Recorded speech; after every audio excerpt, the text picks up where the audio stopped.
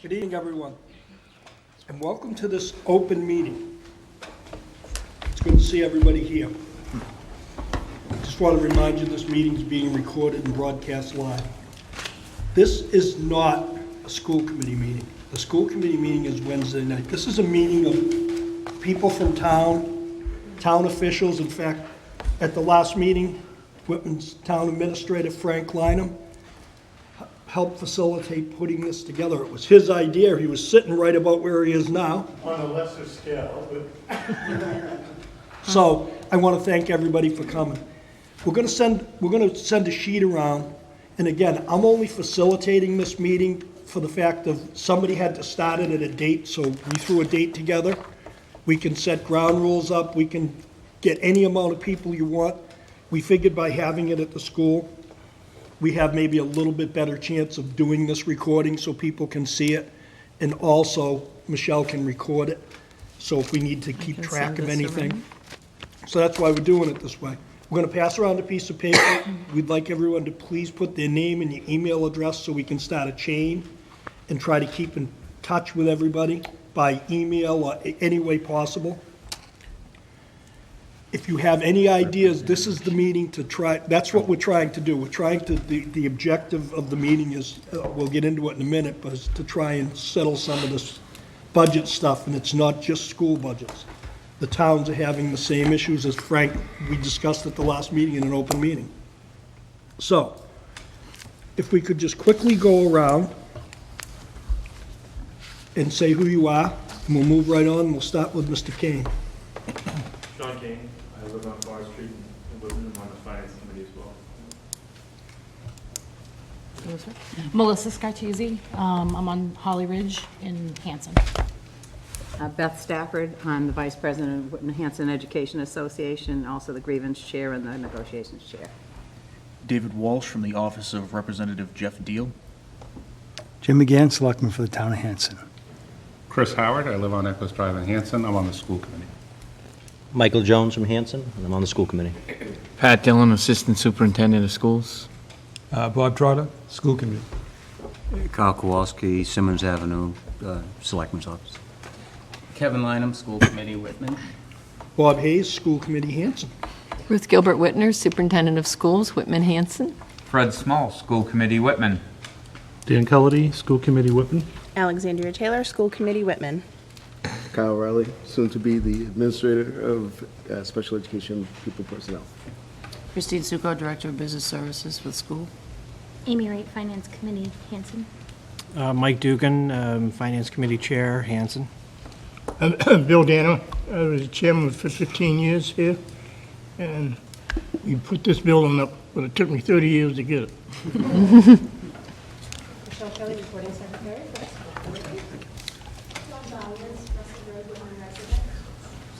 Matt Harden, Rowena Ave, Linda Donington, Captain Whitman. Frank Lynham, Bedford Street, Whitman, Town Administrator.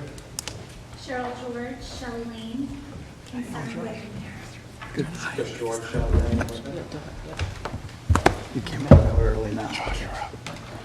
You adopted Whitman resident. Marshall Latino, Mason Street, Whitman Parent.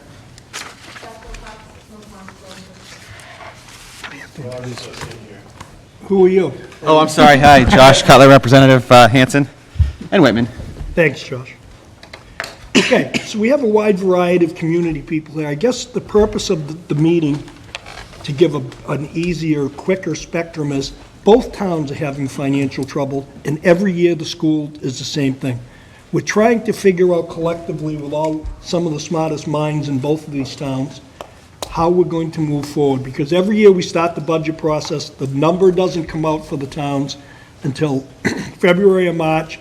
We have that small little window to get the budget process done, and it's very, very upsetting to a lot of different people. So for years we've said, Bob Trotter has suggested, a bunch of people have suggested, start earlier. Let's see what we could do. So, like I said, Frank was one of the facilitators of starting early. I threw the date out. Now we're off and running. Where we're going to go from here, we're going to try to limit the meetings to an hour and a half. so there's no marathon meetings and people want to stop coming. We're looking for ideas, different ways. We're not trying, I don't think anyone on this committee, or this group, I should say, this isn't any kind of committee, this group is trying to circumvent the powers of the boards of selectmen or the finance committees or any of the above. We're looking for ideas. I think just by the number of people we have here tonight, you can see people have concern. Budget is going to be a concern. It's a concern every single year. So, having said that, I think we should try to get off on the right foot and see if we can strategize, see if we want to, how you want to go. Any ideas are fine. But again, this is not just about schools. I don't want anybody to come in here thinking this is a school committee meeting. It's not. It's about ideas for a budget process in the two great towns that we all live in, because I can see we're all concerned, and that's why you're here. Is there any gray area? Have I forgot to mention anything?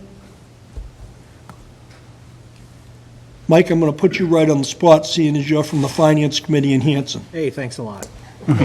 Well, Well, I know your concerns are genuine, just like the rest. No, but look, as I'm sitting listening to the opening comments, I think really where we're going is, as we look at this, whether it's schools, fire, police, any one of them, we're coming down to two basic principles.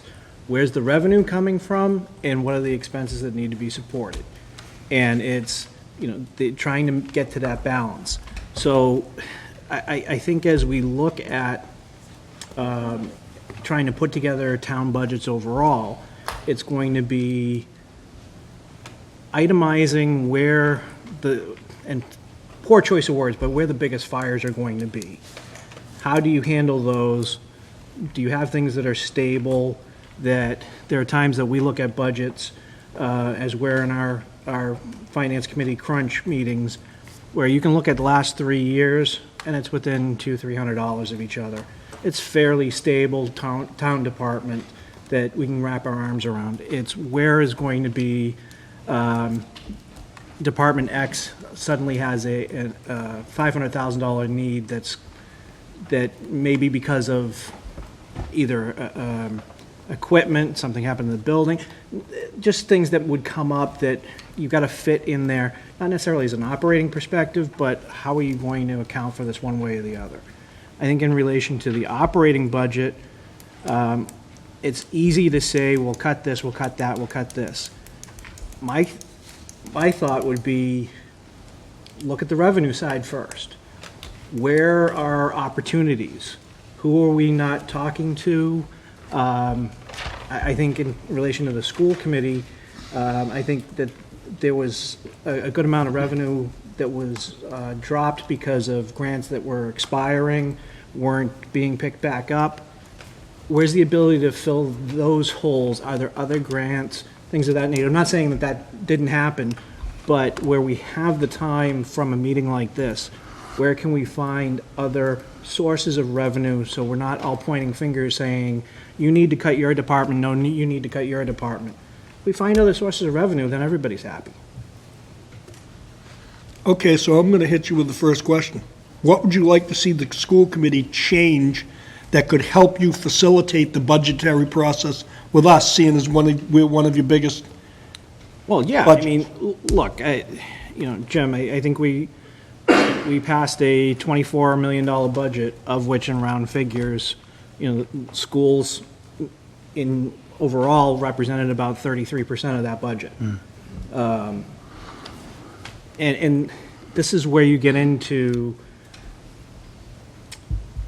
did this department get another staff and I had to lay off? At the end of the day, it's the biggest number in the budget that I'm looking at. What I would look at its earliest possible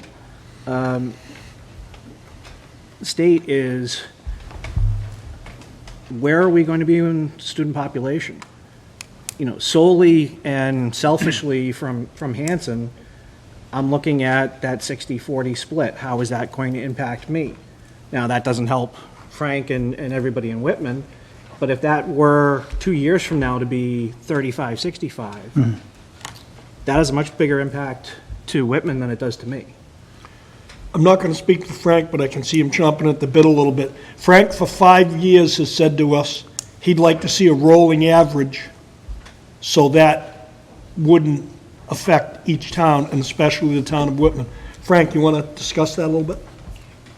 Well, obviously, the division of the assessment is a big factor for Whitman and has been for a number of years because it keeps growing. Contrary to all the planning we did in the 90s that said that wasn't going to happen. And I'm not sure at this point we know where that's going to be. I think the bigger picture is our ability to identify our resources, your needs, and then put them together to figure out how to meet them. About a month ago, maybe a little less than a month ago, I did some estimates on FY18 relating to revenue, relating to actually calculating out increases in property values, new growth, and all of the other things that go into calculating what the levy limit is. And I gave that to our assessor and asked her to validate it. Unfortunately, we're still waiting for information related to property values to determine how close we are on those estimates. But I believe it's a predictable number. I believe it's a predictable number in Hanson. I believe we can sit down as soon as we've completed that exercise and do FY19 with a high degree of reliability as to the numbers that the towns can produce. So having said that, the elephant in the room is how much of that budget has to be allocated to education. Taking out the two enterprise accounts or the enterprise account, since it doesn't affect tax assessments or revenue to the general fund. Our budget last year, or our contribution to Whitman Hanson, was a little over $1,100,000 on a total levy of $24.8 million. So looking at those numbers, it's a significant portion of that money. Then when you take into consideration the Chapter 70 allocation, which I don't think anybody in this room believes is growing at any appreciable rate, we know that we're going to have to rely more on what the towns are able to produce. So what I would like to see from the schools is earlier estimates. I know how we do things. You wait for Chapter 70 money and you look at the programs and the parameters. But I think we have to start planning ahead a little sooner, making more predictions, recognizing that they're not going to be etched in stone. They're not going to be an actual budget for FY19. But in 3 weeks, we're going to be in FY18. So we have to start thinking about FY19. What I would like to see is some gross estimates from the towns and from the schools somewhere in August or September to identify what we're looking to see. And I know it's going to be a big number. It is every year. But we have to start focusing now on what we need next year if we have any chance of finding a way to make that work. Okay. Okay. Fred? And I think there's two things that we need to identify as well, because we always run into the issue, level service versus expanding services. And by expanding services, there are so many things that we really and truly, or at least myself, feel that we need to be doing, that we should be doing, that we haven't been, and how we can accomplish that. Well, we should be addressing those arguments in September and October, not in February and March. By then, the train's already pulled out of the station. So the reason I asked that we start earlier is to come up with some supportable estimates based on our experience, based on our history, and based on our anticipation. And then identify those, start working together collectively as a group to figure out how the school and the towns are going to come together to meet that. Okay? Can I ask a question of both towns? Sure. Because I constantly hear the school and the towns. In 2008, when the school laid off many, many teachers, more than the declining enrollment, and cut programs, more than the declining enrollment, how many firefighters and police officers did Whitman lay off? We had the same 25 fighters we had in 1955. I understand. And but we had the lost- same we 26 lost cops school we've had employees. since the 80s. But the only department that lost employees was the schools. And all I keep hearing is the schools and the towns, the schools and the towns. Every other town around us has figured out they need more revenue, right? That's the elephant in the room. You need more revenue. In the absence of more revenue, the other departments have essentially kept level service while the schools haven't. And at some point, that's got to give. You can't keep falling further and further down that path, right? We're seventh from the bottom. We're actually worse than seventh from the bottom because other towns have done things in the last year. And at some point, we as citizens need to decide what kind of town we want to live in. I mean, it's plain and simple. Well, the answer, Chris, is we have to find a way to come up with the revenue. Because we're not going to cut fire. We're not going to have people waiting for an ambulance for 13 minutes because someone shifts on. Because you might as well write them off at that point. You're not going to cut police with everything that's going on. And when you talk about big departments, there are 3 departments that deliver a huge portion of the essential services. The schools, police, and the fire department, and to a considerable degree, the public works department. The rest of us are overhead. We know that. But without that overhead, nothing else gets done. So we're really having a difficult time identifying, there's a curve. We go up, we go down, we hire people, we let people go, because we try to provide a system that meets the needs of the kids. And there are years where we've had growth in employment and years where it's declined. Very different in the towns. They haven't grown. There's no room to decline because during the times that weren't so lean, we weren't adding to staff. I have the same staff in the building department that we had in when did we appoint Bruce? 1982? An inspector and a part-time clerk. Now we have a 31-hour clerk. I guess what I'm saying So is that at some point you need to make the decision that education is a fundamental part of your operating budget. And if there needs to be cuts to that operating budget, then all essential services need to share on that because education is an essential service. And I think we've lost sight of that. And at some point, the residents are going to need to be faced with, if I don't come out and I don't vote and I don't increase revenue, then I'm going to lose a police officer or I'm going to lose a firefighter or I'm going to lose an ambulance service. I mean, at some point, you can't keep taking it out on the kids. It's really easy to do that, and I think we've done that for a long time. Go ahead, Kevin. Practically speaking, Chris, are you suggesting something like,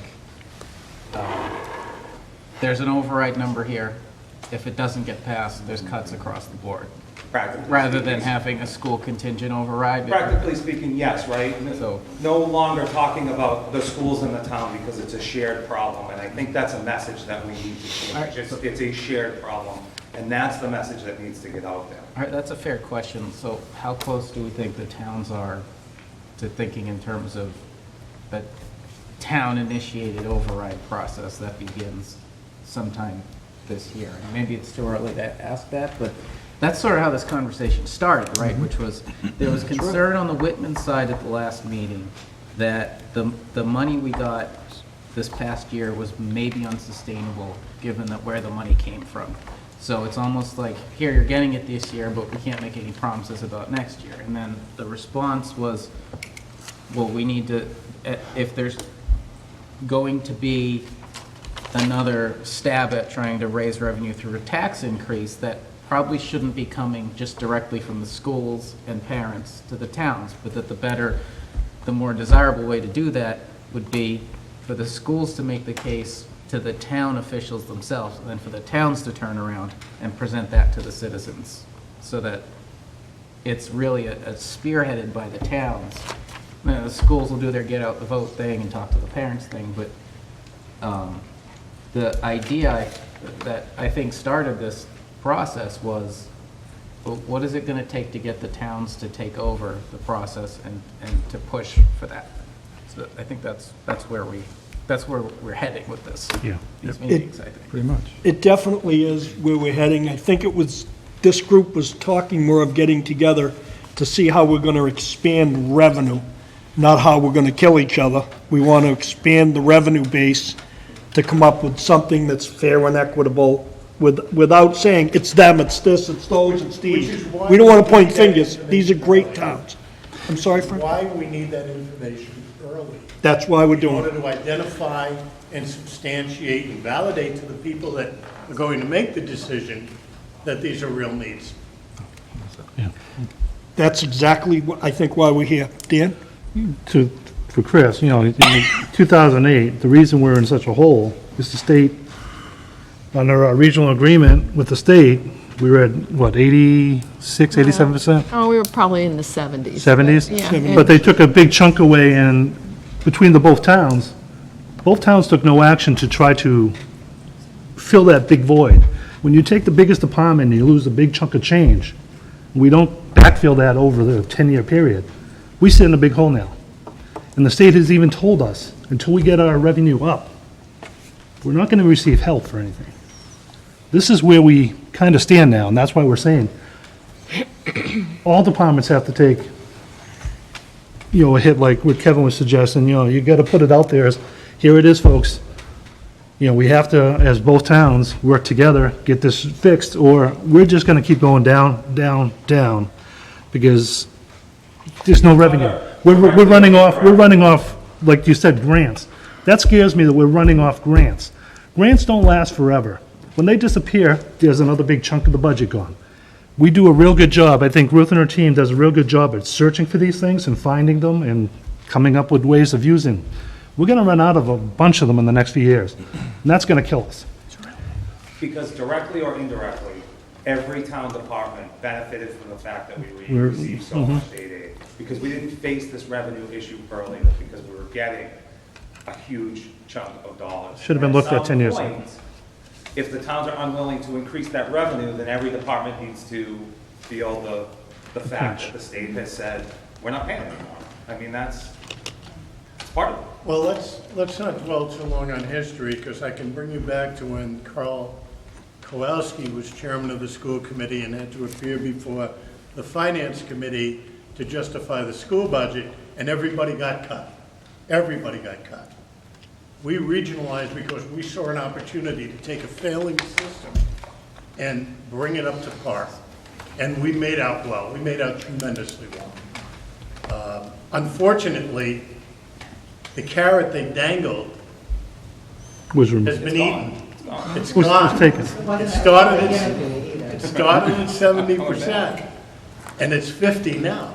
And Big chunk. at the same time, revenues in the other departments were declining as well, but not as dramatically, which is what put us in this kind of us and them mentality. We need to get away from that. We need to look at what it's going to cost to run the system, the whole system. The assessors, the collectors, the clerk, and the schools, all as one entity, and then figure out how we're going to fund that. But we have to know what those numbers are first.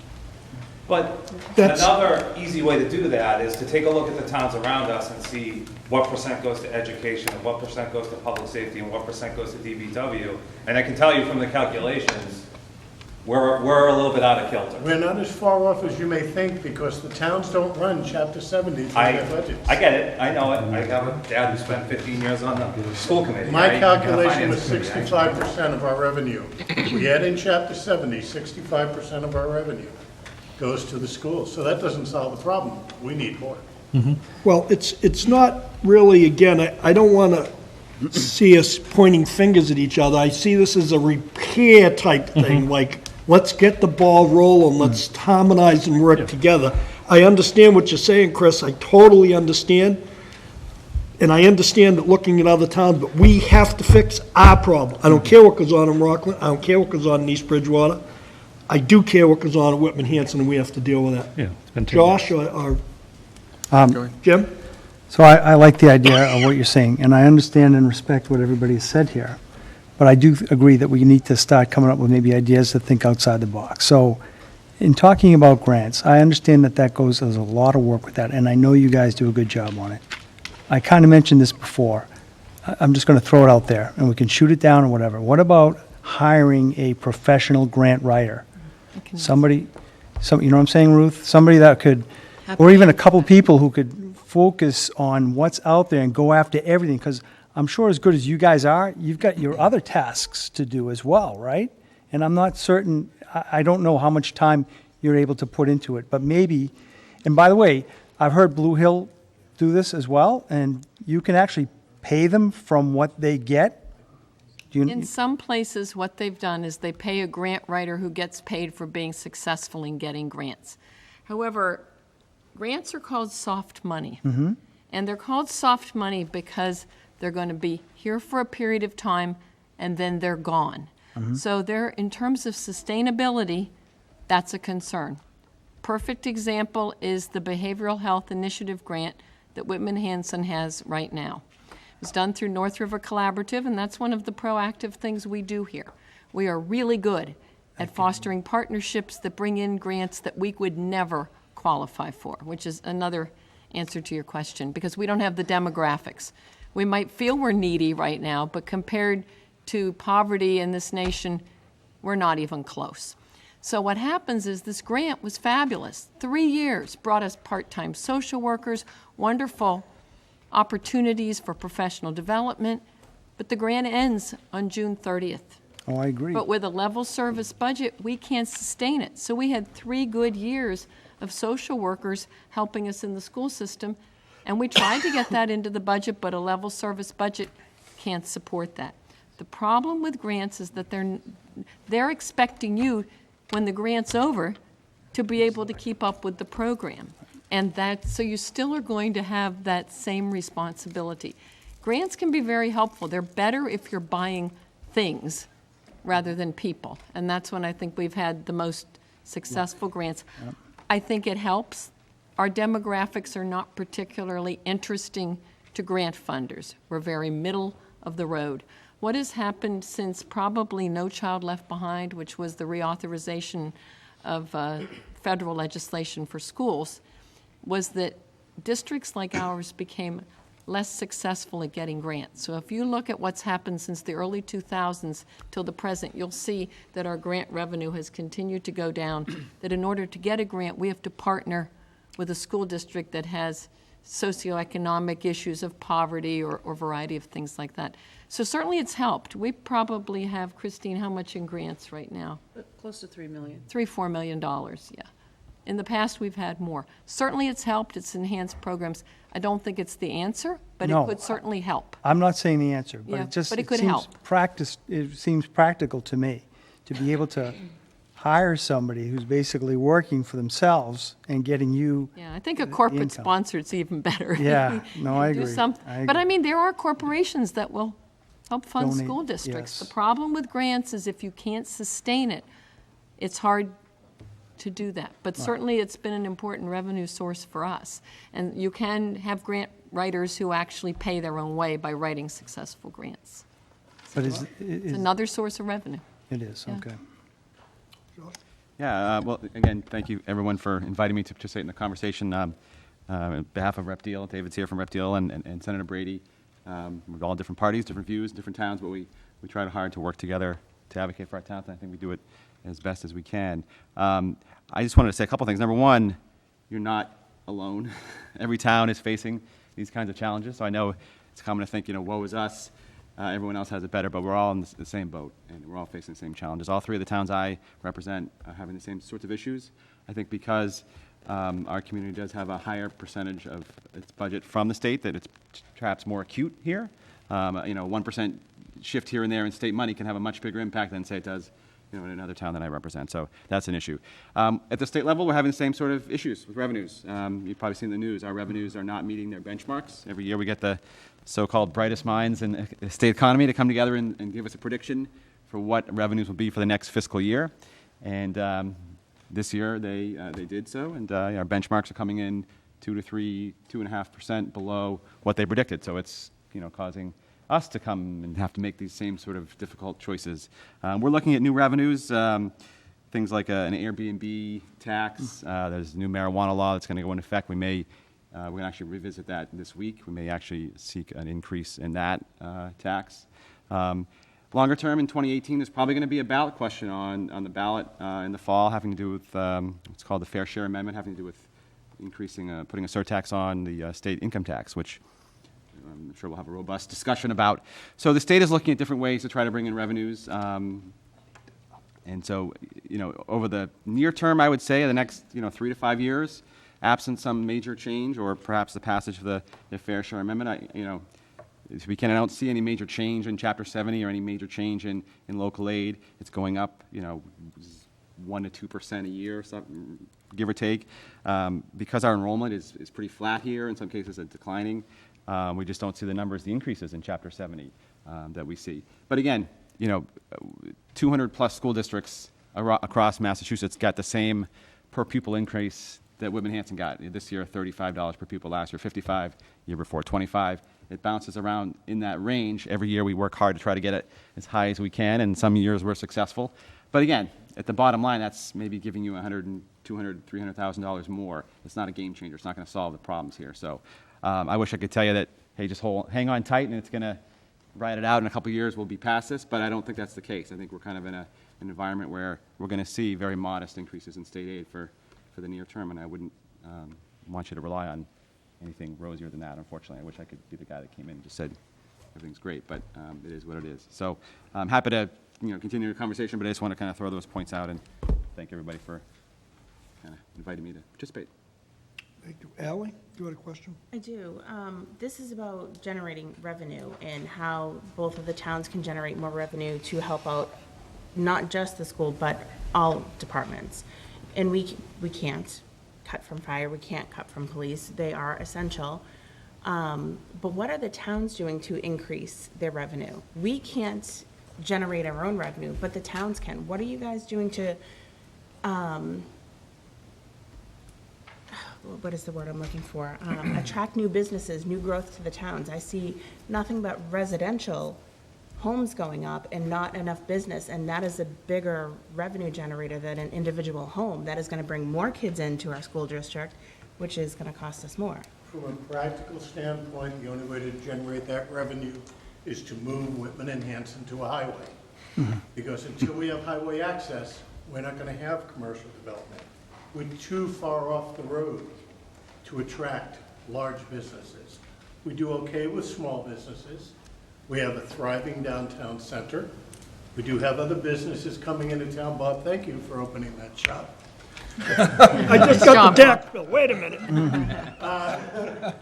But by and large, our ability to raise revenue is limited to taxes and fees. We don't have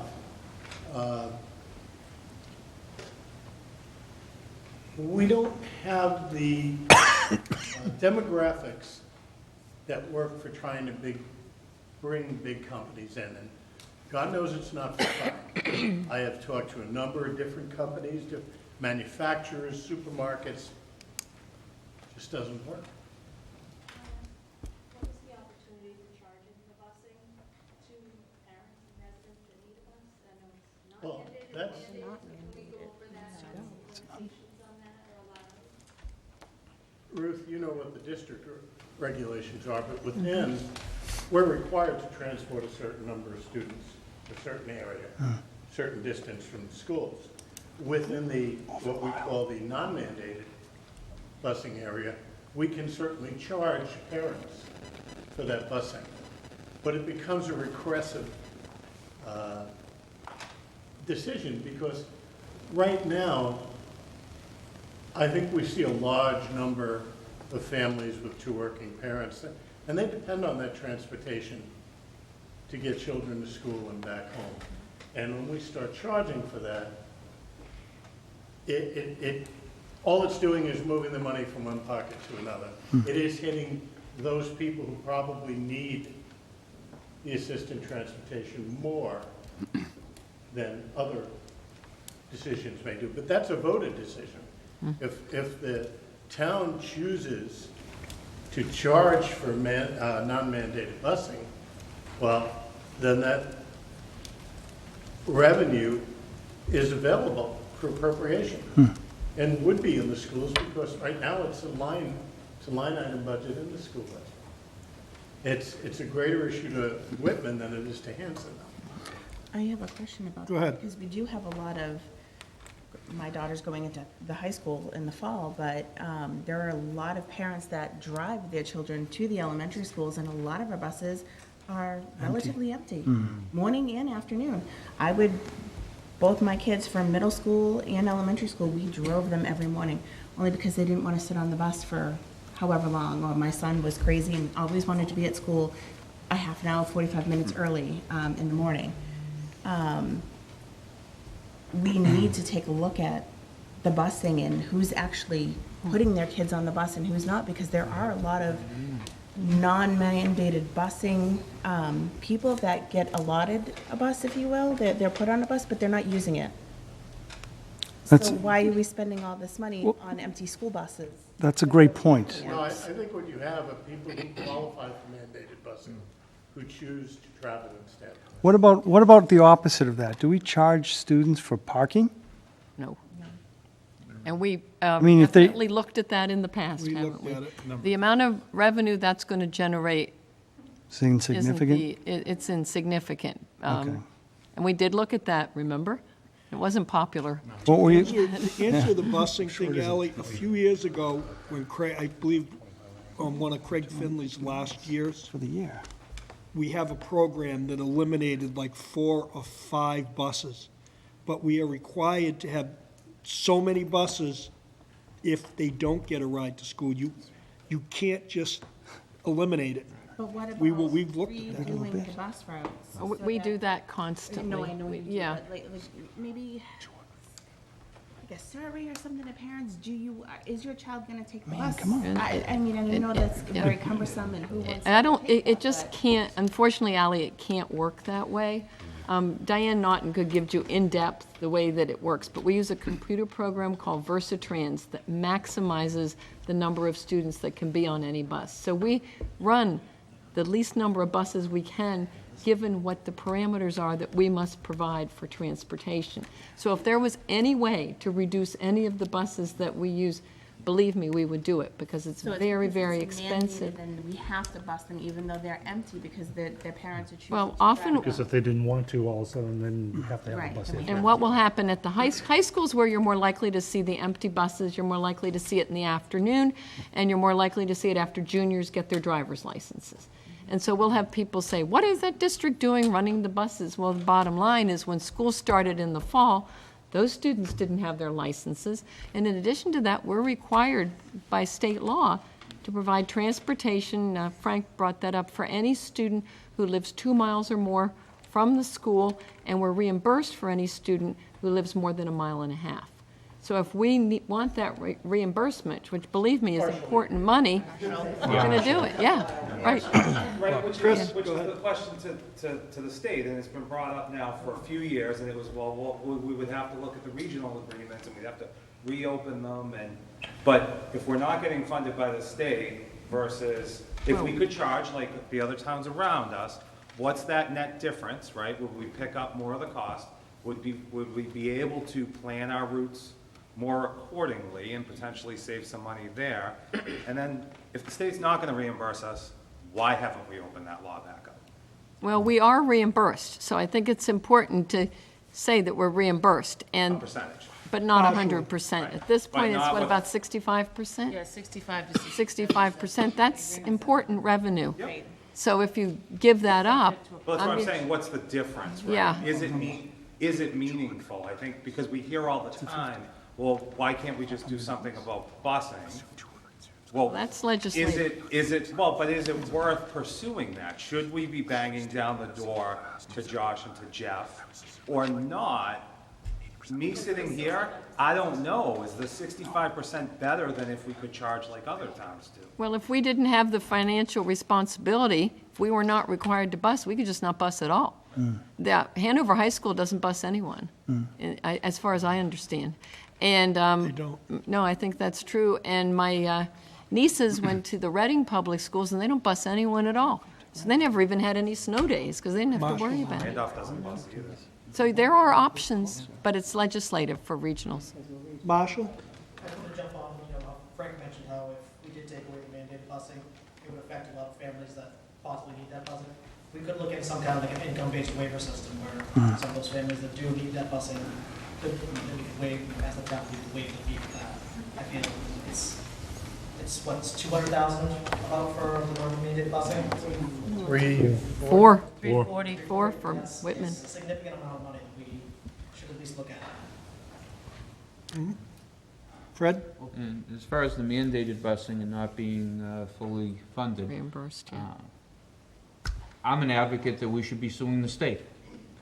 The way the law reads, and it's open interpretation, but the town or the district should be, shall be reimbursed, subject to appropriation. Now, what is the definition of appropriation? Okay, that's Spending the money elsewhere. in the very fact that the legislature is looking to change the language tells me that It's just a loophole. they It's, feel. no, you're absolutely right, Fred. It's the same language, unfortunately. It's in other line items too. Sped, we don't always hit 100% of that. I mean, there's plenty of areas in the budget where you're supposed to fund or reimburse at 100%, and it doesn't happen. So I wouldn't encourage you to sue the state, but, that may be something that the... are we being recorded, by the way? I am 110% serious. This is something to take up, there's a advocate regional for that. school, district, statewide organization, Hard. it's something that, would be good to take up at a regional issue level, because That's other... Association of Regional School Exactly. Committees. Yeah. And it's been mentioned very recently by me in an email. Right, and so, like this year, in the House budget, we're in line for 631,000, and the Senate budget's 619, so it's a little bit of a difference. That is separate from the statute that says you have to mandate busing, so there's sort of, one is a budgetary issue, one is a statutory issue. If the town, in their wisdom, were to instruct our legislators that we want you to seek a change in this, then, we would do that, but it's separate from the budget, it's through the legislative process. Bob? Yeah, we went around the table talking about budgets, how to raise revenue, early estimates, and needs, but I think what I need to see is what are the needs? In other words, what does the town of Hanson need? What does the town of Whitman need? What does the school department need? And then work the budget around that. I mean, we can sit here and talk forever about how we're going to raise revenue, what do we need, but I think we need something that's tangible, and we can work in that area and say, the school needs X, all right, this is going to cost this amount of money. Hanson needs this, Whitman needs that. This is the money we need. This is concrete. How do we arrive at the money? That's the way I look at it. When we established this committee several years ago, the school committee, that's what I was looking for back then. That was probably 4 or 5 years ago, to see what does each town need, and then work together to try and reach that need. So I'm just kind of looking probably at a broader picture. But to me, we could talk about finances, but unless we know what we're looking for, what we need, we could just be talking about how to raise money. I thought we did, I thought Frank summed that up, didn't you, by saying estimates from Right. Whitman, Hanson, and the school by August, September? I understand That'd be that, the but first to-do thing Right, on in what's other words, needed. what is the actual need? Do you need fire truck? Do you need DPW trucks? Do we need Yeah. full-day kindergarten? Do we need more foreign languages? Mhm. Hanson, what does Hanson, I mean, more of a tangible. I understand what Frank said, but I need to see something in front of me. So in that way, maybe it'd be easier to figure out revenue-wise. Fred? I think our strategic plan, if we follow that as a roadmap, Exactly. I mean, in having asked that question now, after having developed a number of budgets with our plan, I think it would not be difficult for us to do that in August and September, to be able to say, this is what we think level service will be for 19, and these are the other things that are top priorities of our leadership team. Tomorrow, we're actually working on looking at the action plans for this year, how we did with them, and then we'll be projecting for next year. So I think it's something we can do. But we also need Absolutely. the town side, Frank. That was one of the That's reasons it. we were getting this meeting together, was to see everybody's needs and be able to tell the voters. Someone mentioned earlier about voters. You know, instead of going in it in a piecemeal effect, say, this is what you expect from your town. Is this what you want these great towns of Whitman and Hanson to have?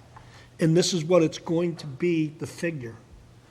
And what are we going to sacrifice and what are we going to bring on board? I think that's more what I wanted to see, too. And I agree, we could come to a number, it won't be perfect, but at least it'll be very close, It'll be hopefully, a right? target, and it won't be done 3 weeks before town meeting. Yeah. Because that's always the problem. We're scrambling for town meeting, everybody's scrambling at the very last minute. And that's one of the reasons we talked about getting everybody together, so we're coming in with a plan way before. Beth? You know, and I listen to what Kevin said too. I think it's really important that you do put out something. I think it's more apt to be passed if it's something that includes the whole town and it's not department-wise. Department-wise tends to pit one against the other, and we don't want to do that anymore because nobody's winning. And if we could just do it, you know, I've been living here in Whitman for now almost 45 years. And I lived in Hanson before that, so I've been in both towns. You know, both towns are very important to me, and I think to everybody sitting here, that's why they're here. The kids are actually special and important to me because I teach here. But I think everything is important. People need the police, people need fire. We've all needed everybody. And if we present a united front and present one thing that includes for the town, not for school, you know, we'll know what school needs, we'll know what police needs, fire, DPW, what everybody needs. Look at the DPW, still waiting on that building. How many years are we waiting on that building for DPW?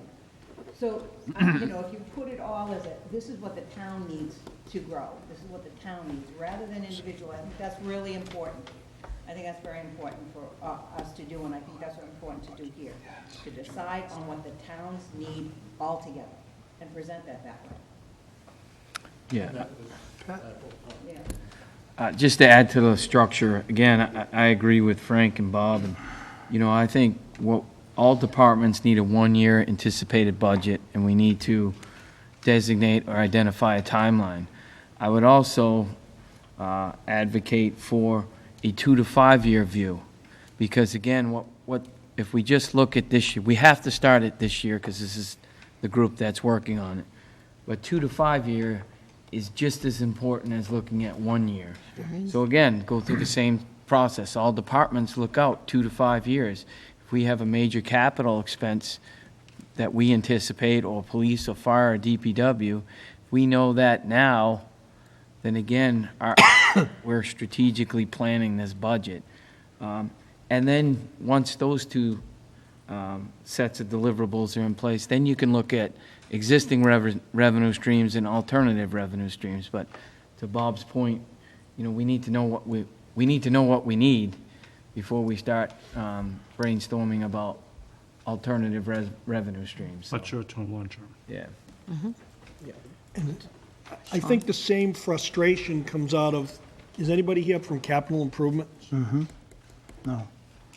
But you're right, the capital improvement matrix. I think the same frustration comes from them because we've been before both capital improvement committees, and we find that they have the same issue, that the capital improvement matrix may be 2 to 5 years, as you talk about, but it never gets funded, any of it, except piecemeal. So they have that same frustration because we've been before both of them, and they say it's difficult because a certain part of the budget, it's been so tight, never gets really put aside for doing those capital improvements. So you have crumbling, failing stuff that goes on. It's really nobody's fault, but there needs to be a better system in place for all of us. Yes, I get it. Every department, for every single thing that goes on in both of these towns. And it'll help, and that's kind of what I'm hoping we can all support each other with at some point and brainstorm. You know, I mean, that's what this group is about. So we need to get together as a school committee and figure out exactly what we want in the next year, and not just level service funding. I think it's about high time we start adding back to what we offer. Yes. we're gonna have to bring that, just like every other department, but I completely agree with what Beth was saying, what Frank was saying, what Chris and his wife were saying. Sean? Cheryl. I agree with the planning. I think having a 1-year, 3-year, 5-year strategic planning for all departments, I think moving that really would make it exceptional. I think the town of Whitman does things very well. To move into like the exceptional category would be helpful. But on the flip side of the coin, I think if we're going to ask people to sacrifice, it's very important that we demonstrate how we'll sacrifice in all departments. So really up in the level of transparency so that people are going to say, I am going to support this initiative, or that strategic plan really makes sense. And by the way, it's obvious where they're spending their money and how they're sacrificing. I think would, be really helpful for somebody to make that goal. As opposed to, it's really good to know where the money's going, but if you don't know how the money's being spent to really, again, I think everybody does a good job. I think we can move into the exceptional category so that people can be thorough, say, geez, they are really sacrificing, and it does make sense. Just eliminate all doubt. Anyone else? Bob, I think the only thing I would add is, so I like the direction we're going, and I think there needs to be a real clarity. Somebody said it earlier, what do we want these towns to represent? These towns that we live in, what do we want them to be? So if that's the path we're going down, if we're going to look at this cohesive, this is what we need, then there also needs to be a clarity of if we don't get that, this is what it means. So we're either going to be the town that we want, and these are the things that we need to get there, or if we don't, there's going to be a shared challenge or sacrifice across all of these departments as to what that means. I think it's really important for folks to understand, because it's going to be hard. Nobody wants to spend the money. So if we're going to ask them to spend the money, because this is what we need, then we also need to be very clear of, if it doesn't happen, this is going to be the effect. And it's not going to be, we're pitting fire against police versus highway versus schools. This is, we're all going to have to sacrifice accordingly. And then the real question to the voters will be, is this the town you want to live in, or the towns you want to live in? So I just hope we can highlight both sides of that equation. Yeah, it's got to be more long-term than short-term. Long-term. You don't want to keep coming back every 3 to 5 years saying, oh, by the way. I got somebody from you. These are these capital projects we want to do next. We should just be looking at that, trying to figure it out to say, maybe revenue has to come up to hit this height, and over the next 5, 6 years, that money will be spent towards this, whatever we have to do to make both towns work right. Marshall? Just moving forward, I know the schedule is tough, I think we do need to have some representatives from fire, police, DPW here, because as Kevin and Chris brought up, when we go forward, it's gonna be comprehensive. It can't be the school or something, the police, it has to be comprehensive, all departments in town. If we go for an override, it has to be, this is going to schools, this is going to fire, this is going to police, because that's the only way things are going to get done, so I know we need to reach out to Chief Brennan, Chief Benton, that someone needs to be here, so that we're all on the same page. Well, this is a fabulous start we have going here. It really is. I'm excited that we have this many people. Fred? Just wanted to add, I don't think that we can, when we look long-term, I think what we need to do is separate operating from capital, though.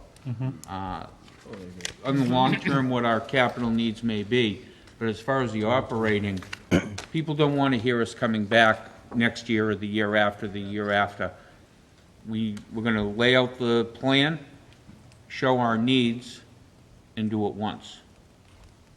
Mr. Chairman, if I could just throw out a suggestion. The town of Pembroke, which I also represent, well, that's now 2 years ago, I believe, went through something similar and did an operational override, which was successful. So it might be worth some folks here kind of reaching out to their, I'm sure you probably already have, but their counterparts over in Pembroke, just to kind of get their input on that process and how that went, what the pitfalls might have been, and so forth. Cheryl? To piggyback on what Josh was saying, I think a big part of why we did a lot of extensive research on that particular override and the one in Rockland as well. They were both so successful, and they saw a lot of improvements in those towns. And the biggest thing we kept seeing was, to Marshall's point, was everybody who was backing it. The fire chief, the police chief, we saw all those little flyers that went home to people's houses. Josh, we saw your name right on it. You saw a flyer with the chairman of the Republican Town Committee, the Democratic Town Committee, and me. People you never see agreeing on things, all on the same flyer. Yeah. When you could see that the whole town was clearly behind it, it obviously wasn't an us versus them mentality.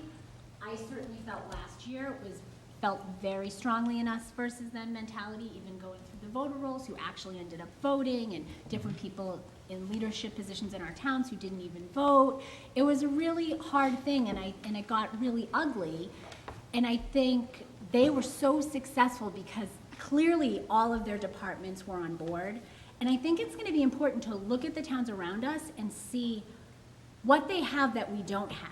Because I know personally I've done tons of research on what the schools have that we don't have, and I could go on and on about it. But I bet our fire and police and DPW could give the same exact information of what maybe that that I don't know, but I would love to be informed on that. So I think we really need to let people know. I mean, let's face it, we're not paying enough in taxes. We all know that. Like, no one, that's the bottom line. They're very low for the area. No one wants to pay more, but we're clearly not paying our fair share. But I think it would be great if we could really highlight what towns around us have and are doing that we consider similar to us. And if we could do that for all the departments, maybe more people would be on board, and it wouldn't be, we wouldn't hear so many things like, oh, the school doesn't need this, or that's frivolous. Maybe we would have less of that if we could wrap our brain around what everybody has, that what all the departments want that we don't have, and not just the schools. Right. It all comes back to the original reason I asked for this group meeting. The difference between Rockland and Pembroke and us is we're a region. We don't have a single town challenge.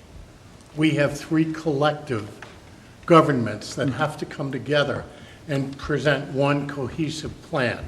It means Whitman and Hanson are going to have to join at the hip in ways we haven't done before. And it means the school district is going to have to come into that piece as well. And transparency is a really important part of that, Sean. There's so much misconception about budgets out there right now. Just wild things I hear from time to time. And I mean, all the information is out there. You can't walk into a town meeting in Whitman and say we're not transparent. We vote every line. Every salary is a separate vote. How much more transparent can you get? I mean, we spell out the expenditures, but what we need to do is we need to get people to understand what that means. And what that means in terms of what are we doing as a community? How are we investing our resources? Because if we're not educating our children, then we failed at the most basic level. And that's what this is all about. Making sure that people understand it, making sure that people can come to grips with the needs that exist and accept that we have to come up with a way to fund them. And there are very limited options. You know, Rockland has a terrific commercial tax base. They also have a split rate. Pembroke has a decent commercial tax base. Our tax base, our commercial tax base, is 8% of our taxable property right now. I mean, people ask me about a shift in tax rates, and I laugh at them. Every dime will cost $10. So we have to recognize the reality of where we are and deal with that and come up with ways to make it work. Because we're not going to change. We're not going to change overnight. We're not going to change in 5 years. We have predictable expenses. We have predictable capital needs. And frankly, you know, I can't speak for Hanson, but I can tell you we've put off a ton of capital things that we should be doing because of our limited revenue. I mean, DPW is a great example. In 2007, I asked the Board of Selectmen to form a committee to study our facilities. We came back with a plan or with an analysis, and to put that analysis into work would have required $25 million. So we said, okay, let's pick the one that's most important. And that's the process we've used on and on. Most of our capital funding comes from the free cash that we generate by virtue of money that isn't spent, growth that we didn't anticipate, and collection on accounts that are in tax title. That's where the vast majority of free cash comes from. And then we use that to pay a bond. So when we look at that, and I can't look at that in a negative way. We committed to that. We knew that. When we met as a town meeting and voted to build the police station and repair the town hall and the fire station, we said, this is going to be paid for out of returned revenues. We're going to use our free cash to fund this bond, because without it, it wouldn't work. And we have been able to do that. And we've had the good fortune of having additional commercial revenue that we hadn't anticipated. I'm hoping to see some of that continue, but it may not. But the fact of the matter is, every year, we live with Prop 2.5. And we look at our revenue and we say, okay, we can add 2.5% to what we taxed last year, and we can add new growth. But it may not be enough. So the option, the elephant in the room here, is we need to raise the levy limit to fund everything we need to fund. Either that, or we need to do wholesale closings on the other side of the ledger. Those are the options. So we all have to work together to come up with a way to keep our towns intact and fund what we need for our schools. Anyone else? Bob? Yes. You know, Well, Bob. the funding of the towns is one thing, but I think this committee should get, maybe have subcommittees to look at the actual costs of a school or the departments and bring it back here from all the departments in the both town of Whitman and Hanson. Then you got a known factor of what it's going to cost if you want this, okay? How are we going to do that? Now, being in business is probably a little different from being in a school. But before I can move, I got to have know where that funds are coming so I can go forward. You sure know that yourself, okay? So I think this committee needs the budgets from the towns and the members of the town here divide up, understand what you're going to put together, have a regular report, and how you're going to finance it, one way or the other. You shouldn't have any department fighting one another, get the police in the fire to get them done, and the heck with the school. I know how that works. So I think you take the whole package, very like Frank says, okay? You got to do it now. You can't do it in January or February. You're out of your mind, okay? And I've been there, okay? That's what I would suggest to the committee, to take it all from the town of Whitman and Hanson and put it on the table, put it up in the subcommittee, and let them hammer that out, and you can have an income where the funds are coming from, and get it done. Just talking funding, you don't know what we don't know what we're going to fund, do we? Nothing. I want to know what the fund is, and then we'll work out a way we're going to pay for it. You can't count on the state, period. Well, I think all those numbers are readily available, Mike, through the Finance Committee. I mean, Well, we have, Yeah, I mean, it just, to one of the other gentleman's comments in terms of operating versus capital, and the comments with the capital matrix. In terms of the operating budget, I mean, the budget that's in place were to support the needs for this next fiscal year. Of those expenses, I would tell you that the things that are moving targets, I think, are salaries and medical health. I think those are the two numbers that are going to be the biggest influence on what a specific department's change is going to be from year to year, at least in terms of operations.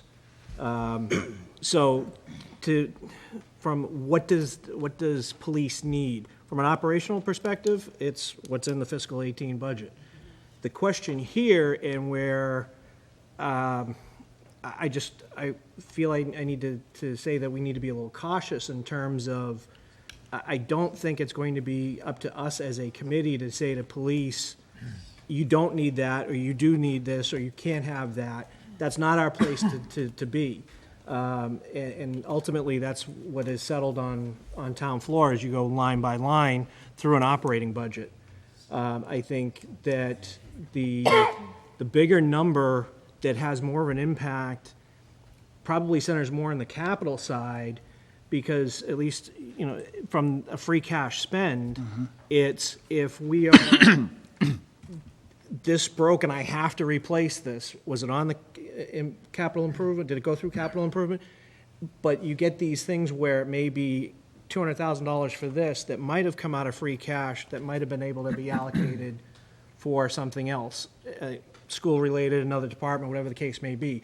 And that gets into that juggling act of, we had 14 things on the improvement and we were able to fund 4 of them. So in terms of the wants versus needs, I think more of that is how free cash gets spent on a capital improvement than from the operating perspective. Can I ask a question though? Yeah. Would anybody sit here and say that 7th from the bottom, that our operating budget is meeting our needs? Our needs are being 7th from the bottom in school funding and per pupil funding?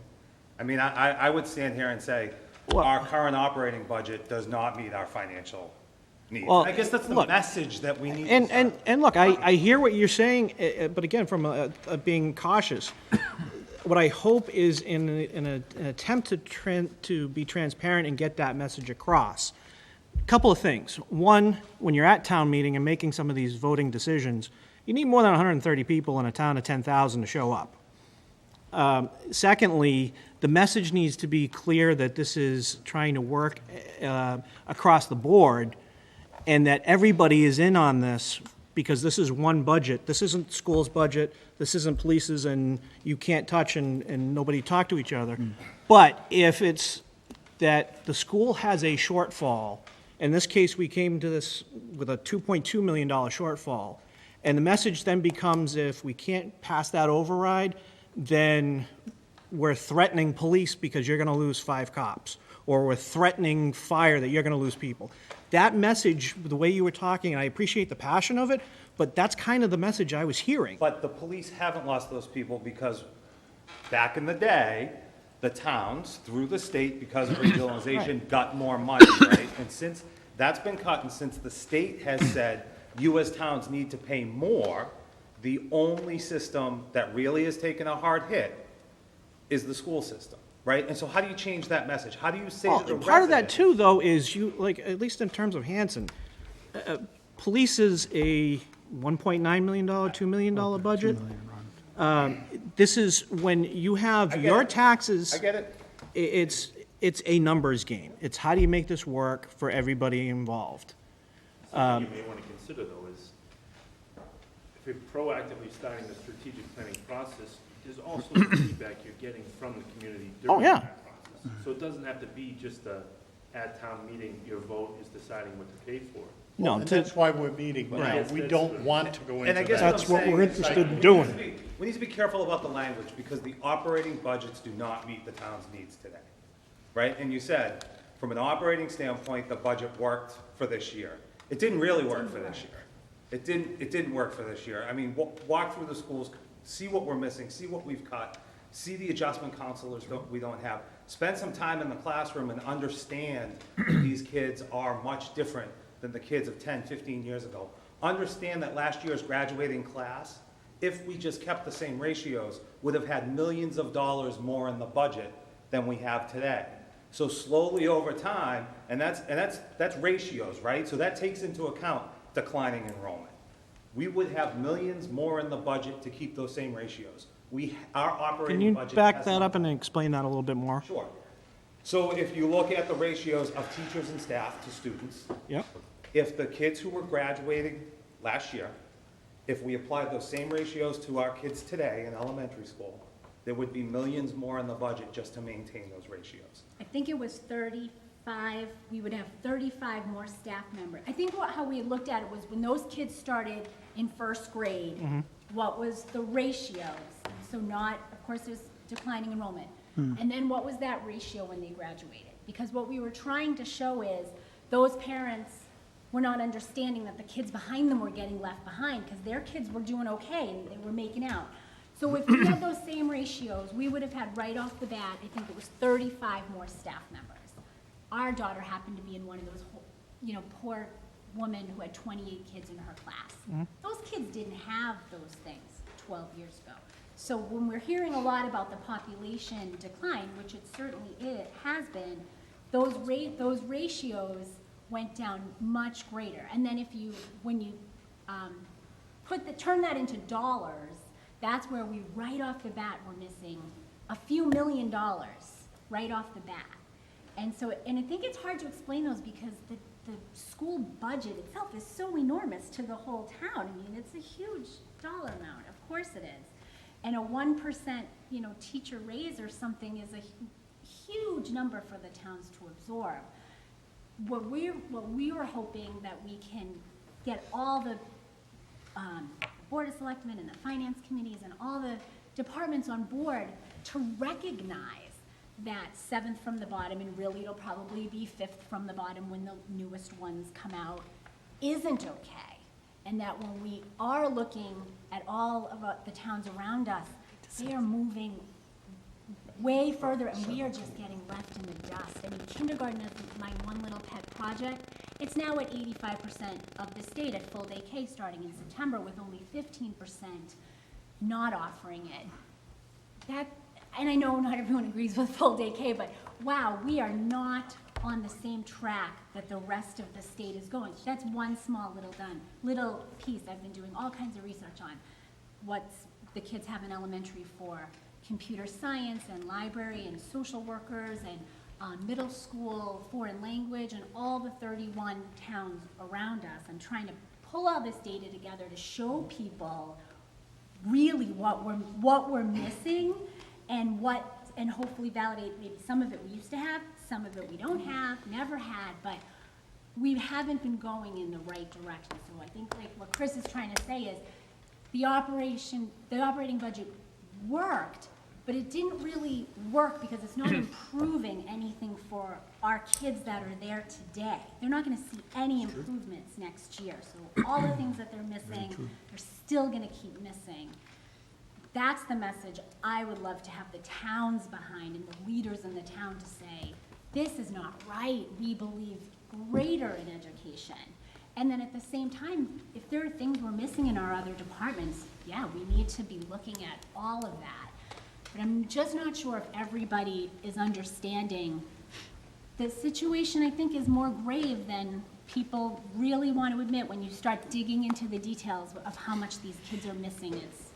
It's really hard. Sometimes I say, I wish I never knew, and I could blissfully go through the day and think everything was fine, like most of my, most people do, But it's not the same system that it was. It's drastically not the same system.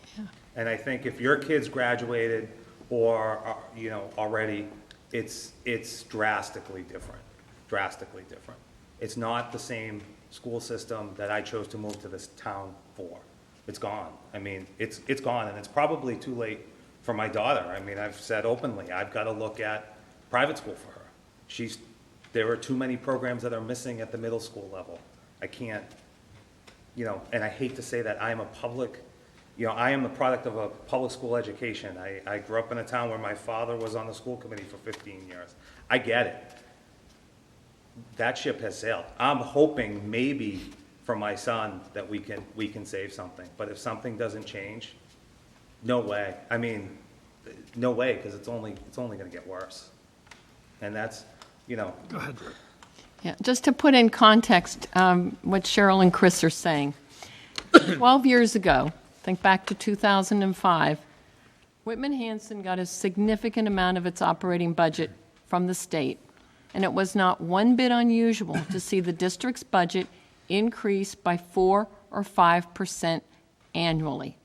So what the comment that they've made, they've done it in a little different way, but it's the same thing. Financially, if that trajectory had stayed the same from 2005 to the present, the Whitman Hanson operating budget would be significantly greater than it is. We were very close to the state average in per pupil expenditures. If today we were at the average in per pupil expenditures, our budget would be over $60 million. And right now it's $48 million, and that's looking at the number of students. So that's even taking into account declining enrollment. So you have to try and figure out what has happened over time and why you're not seeing the same services. I often remind people when I came to Whitman Hanson, and it was a long time ago, 1994, we offered French, Latin, and Spanish to every single student in the middle schools. Right now, we have one Spanish teacher in each middle school. That just puts it in context. We had a band teacher who left. So if you want to look at when the tide began to turn, it was around 2007, which is exactly what we talked about earlier with target share and this understanding that Whitman Hanson was too dependent on state aid. Couple that with the recession, and what we've seen is an average increase in the last 5-6 years is about 1% in the budget, and we actually have had a couple years where the budget was less than it was the year before. I think we've done a good job of getting a lot out of a dollar, and sometimes that puts us in a tough position because people say, well, look at what they're doing. What is optimistic, however, is this year's budget, 2017, that ends in a couple of weeks, was up over 3% from the year before. This year's budget's up over 3%. So I don't think you're going to see Whitman Hanson decline in its ranking in per pupil expenditure. You're going to see it go up. I don't think when we see the data that's going to reflect, every time you look at DESE data, the Department of Ed data, it's a year old. So I don't think we're going back, but I don't think we're getting anywhere close to the state average. So just to put in context what you were saying, you're exactly right. It's just another way of looking at it. If we had continued to grow at that rate, we'd have a much different school And I system. don't think anybody is asking for the state average. Nobody's asking that Be we nice. come close to that state average. Maybe you guys are, but right at this point, Realistic. I think as responsible taxpayers and understanding how things work, nobody is asking for that. I guess, what I would say is it can't be the schools and the town have a problem. It needs to be every department has a problem. It needs to be the towns have a problem, right? It's not the schools have the towns have a problem because they need to fund education. And so I think the point that was made earlier is how do we get the leaders of those boards that set policy and give direction, right? The selectmen in both towns. When they set policy with their finance committees, when they go to Frank and say, Frank, this is what we want you to focus on, how do we start to build that message that something needs to be done? We have a revenue problem. It's a shared problem. It's not an us versus them. Listen, whatever comes out of it, comes out of it. We're not going to get $6 million from each town. I think we all understand that. But I think when you look at what we spend in taxes compared to our demographics and compared to the towns around us, we don't pay enough. We need to figure out how we successfully get that message so that we can get to a point where we can raise enough revenue to run the towns the way that they're supposed to be run. I mean, it's that simple. It's that simple. We can talk about how do the schools spend their money? Could you spend it better somewhere else? Sure. It's a $48 million budget. I deal with budgets every day. There are things that I would do differently than you do. But if you have a reason for it, then me as a taxpayer, I need to come here. I need to understand how you spend that money. I need to understand the reason why. And if I still have a problem with it, then I need to go to the polls and I need to direct my school committee members to spend it differently. But right now, we've elected a school committee who picks their superintendent, who then decides how we're going to spend the money. The one thing is, seventh from the bottom is not enough. It's not enough. And anything that we can argue about doesn't move the needle. And how do we get behind that message? How do we successfully sell that we don't have enough revenue in both towns to run the towns the way they're supposed to be run? I think there's two things you've said, Chris, and I've got a question right behind you, which is being awful patient. You said two important things, the polls and town meeting. The people come and they're the ones who direct us on how they're gonna spend their money by voting. Now the question is, how do we get the message better to them?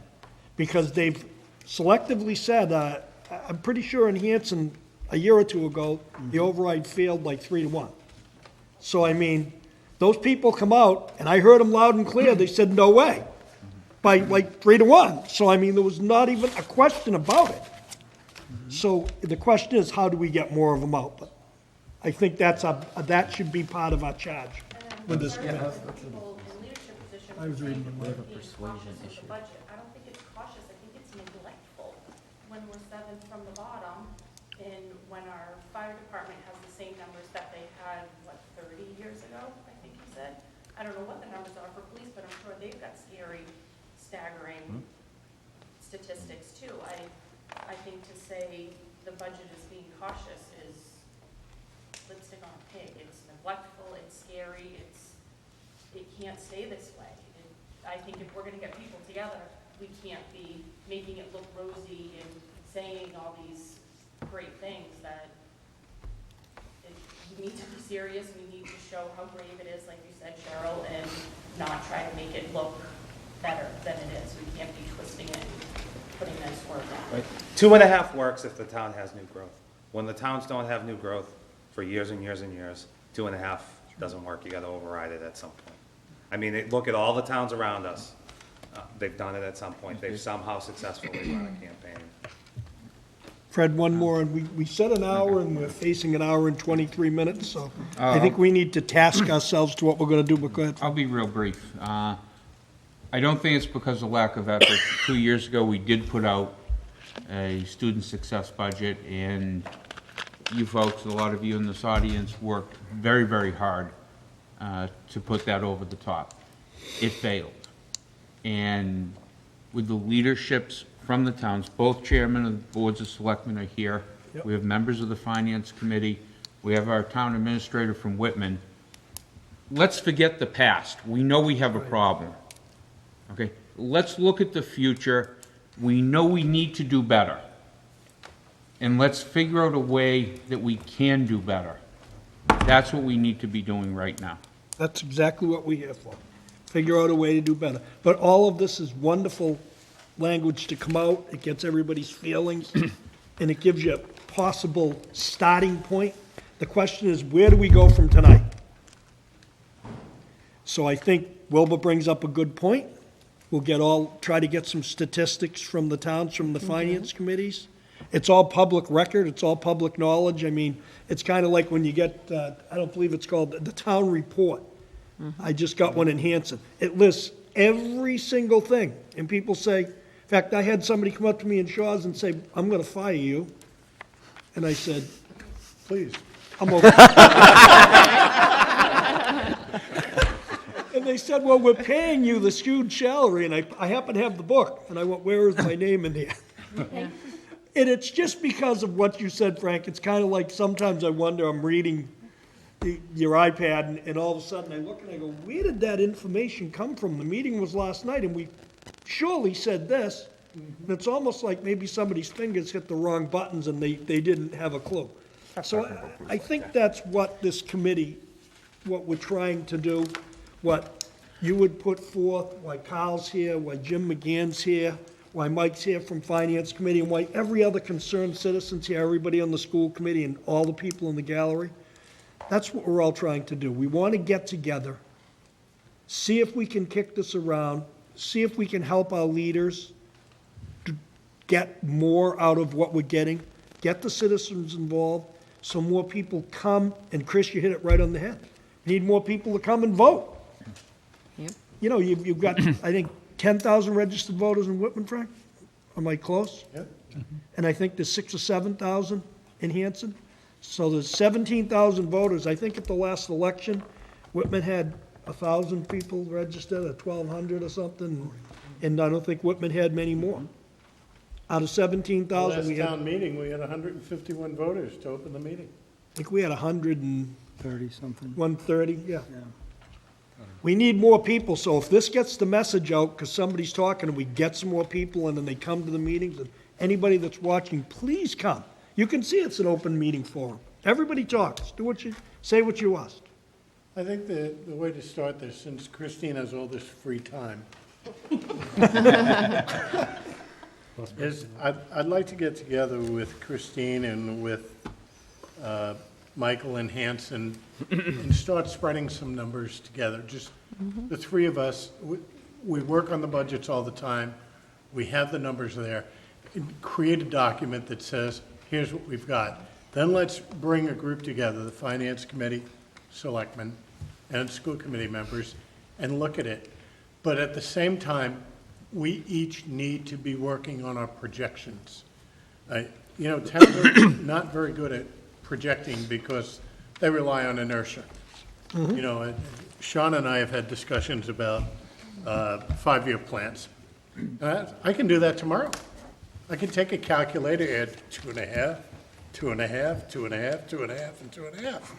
And I can estimate 200,000 for growth over 5 years, and there's my revenue. But that's not gonna cut it. And then I have to look at the expenditures, and, we're a little unique in Whitman because of the ambulance fund.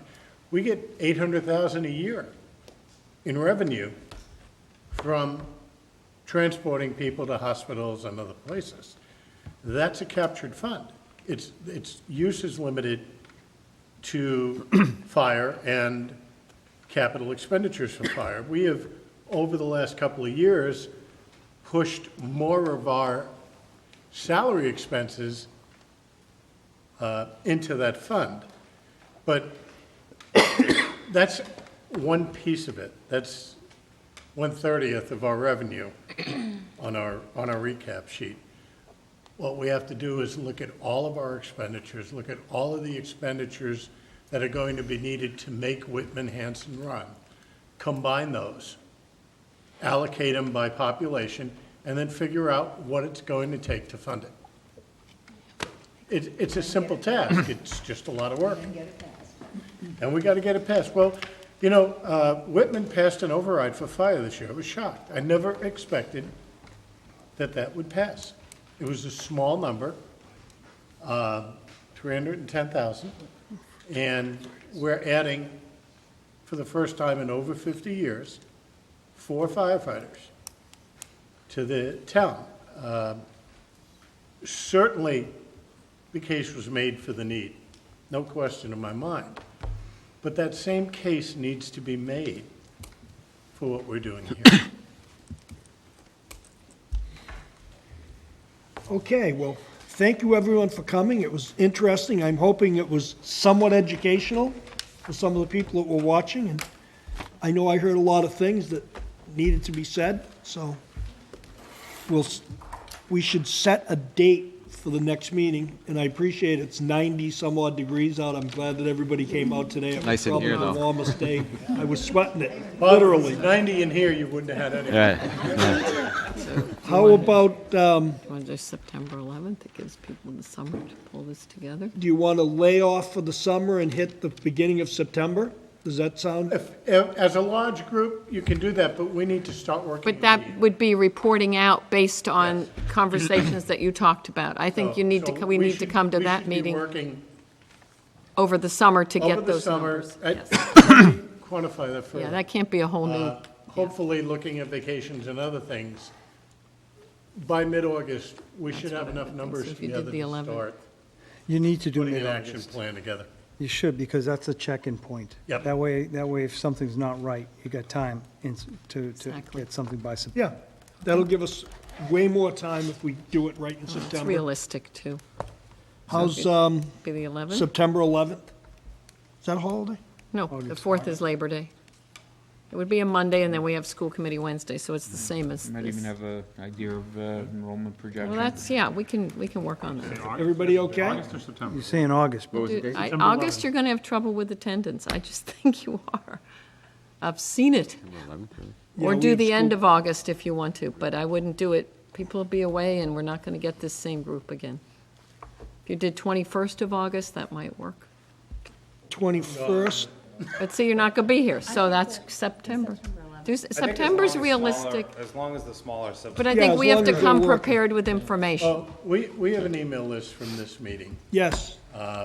Let's put that together as a distribution list, and when Christine and I and Mike start compiling some of those numbers and put them together, we'll distribute We'll it. get a better idea. We can get The more information out. we get out sooner, the better we're all gonna be. Yeah, so people will come If you wanna- prepared. If you wanna wait until mid-August to focus on a date, that would be fine too. Mm. We can send out a, Yeah, we'll see where we're at as a what we're working doing. document, and I'll work Yeah. with you on that. Yeah. Everybody good with it? Yeah. Okay. Thank you all for coming. Thank you If so you much. haven't signed this, Yeah, we're missing a couple if people, I anybody know. hasn't, please come up so we can keep you Yeah, we have a totally couple- abreast of what's going Couple on. new folks Thank came you in we again. didn't get.